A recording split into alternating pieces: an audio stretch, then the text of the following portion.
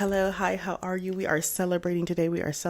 Today. It is November 9th of 2025, and the announcement for the winners of the 2025 World Championship Tournament in Chengdu, China. Team T1 has won. I am so excited. I haven't kept up with the tournaments world of League in like 7 years. I have no idea what's been going on outside of Faker just because I read the headlines, but I haven't been invested. However, last night I had a dream. I had a dream that I was sharing the stage with Faker himself, okay? And I was being paraded, lights, camera, action, the crowd is roaring, all of that. I was being paraded as like an ADC prodigy. I had to really let it simmer, let it seep in, marinate in my spirit, because this is their third win in a row, WTF. And I was like, this dream had to mean something. And I can't even still just doesn't feel right to just call it a dream. I believe it was a premonition, okay, in two parts. One part was I predicted the win. If I had woken up like right before maybe the game even started, the fifth game, maybe I could have put a bet out there and made some money. Honestly, didn't think that they would win 3 times in a row. Two parts to this. One part, I do believe that I did predict them winning. Just didn't wake up in time. And two, I do believe that me sharing the stage with Faker meant something. Am I reading too deep into it? Maybe I need to manifest this actually happening. Not in the way that I saw it in my dream, but in some kind of way. So the World Series is coming to Allen, Texas, and then going to New York City for the grand finals. And that is easy access. I think I can make 2026. Obviously, there are no solo queues, so me just kind of sharing the same stage with Faker and being part of the team is never really going to happen. And, you know, I'm really not that good at League.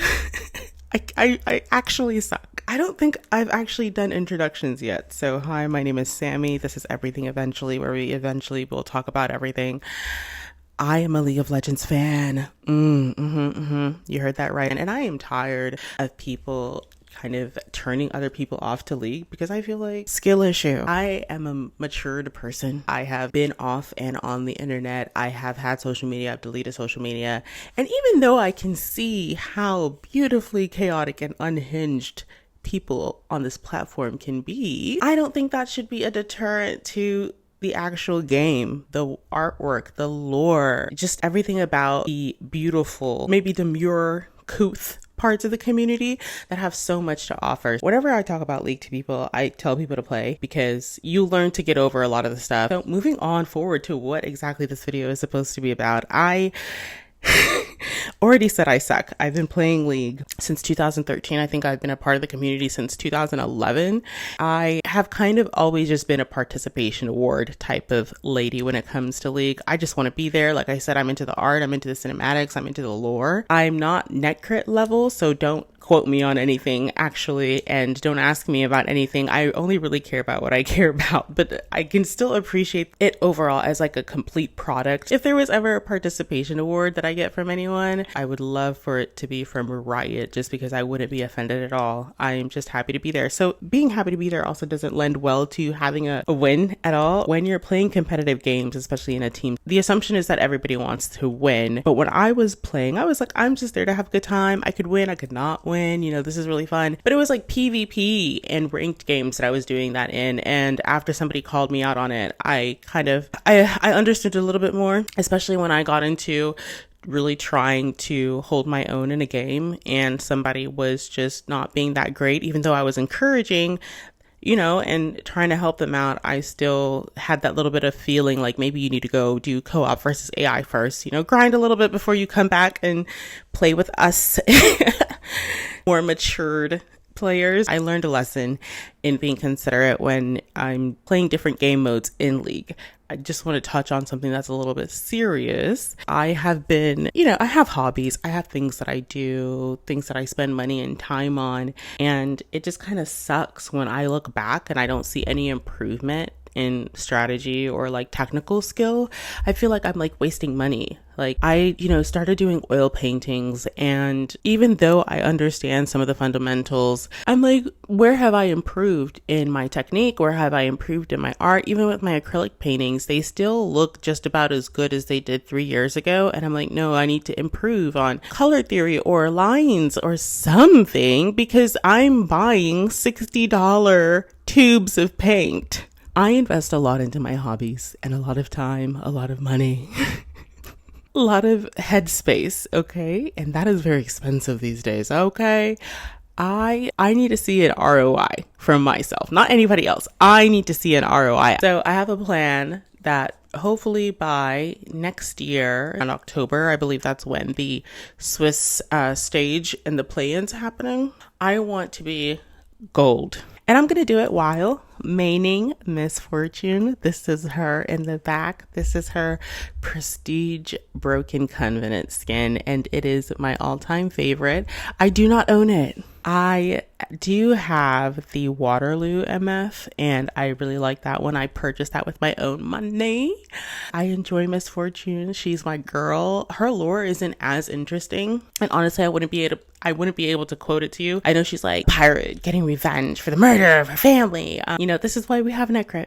This is why he exists, to have the capacity to, be a reference for the communities. I used to main Morgana, and then before that it was Ashe. We had a good time. I tried Garen, I tried Aurelia, I tried Ari, but I just couldn't get into it. I want to see if I can get good as an ADC. In the game, I lack team coordination and understanding my role. And I think in order to get good at lead, you need to be good at understanding your role and being able to communicate with your team exactly what you're doing. The way that I'm going to be doing it is playing co-op games first. Co-op versus AI, and then once I feel comfortable and I'm in a good headspace, I'm going to then play PvP. I think one PvP maybe every 2 or 3 days is going to be good. I think I'm only going to stick to ranked maybe once a week. So the way that League does its seasons now is a little bit different. The way that I'm going to be referring to them is by the season that we, traditionally counted, and then doing it in arcs, because I'm a rebel. We're currently in season 15, arc 3, and League would say we are in season 3 of 2025. So by October of 2026, at the 2026 League of Legends World Championship Tournament in Allen, Texas, I'm going to be a gold, and I'm hoping that I will be able to be breathing the same air as Faker. I think I can make my dream come true. That is a journey that we are going to be embarking on here at Life After Work, okay? I think that's all I have. That's all I have. I'm taking myself to Worlds of 2026, and I'm going to level up in my ranking, okay? So look forward to the journey. I think the last time that I uploaded to my gaming channel, I was trying to hit level 30, and now I'm level 35. So I think it's about time for a different goal.